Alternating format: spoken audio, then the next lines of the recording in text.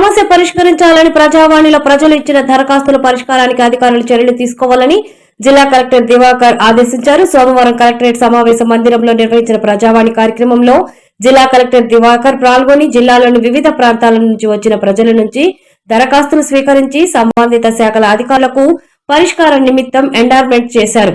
ఈ సందర్భంగా జిల్లా కలెక్టర్ మాట్లాడుతూ ప్రజావాణిలో 62 దరఖాస్తులు వచ్చినట్లు తెలిపారు. ఈ కార్యక్రమంలో అదనపు collector revenue CH Mahender, G అదనపు కలెక్టర్ స్థానిక సంస్థలు సంపత్రావు, ఆర్డీఓ వెంకటేష్, డిఆర్డీఓ శ్రీనివాసరావు, అన్ని శాఖల జిల్లా అధికారులు, తహసీల్దార్లు, ఎంపీడీఓలు, ఎంపీఓలు తదితరులు పాల్గొన్నారు.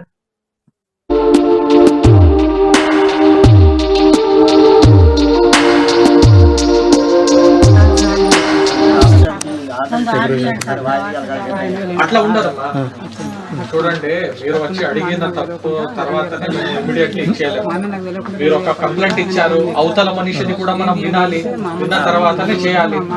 శనివారం ఆర్డర్ పెట్టారు, శనివారం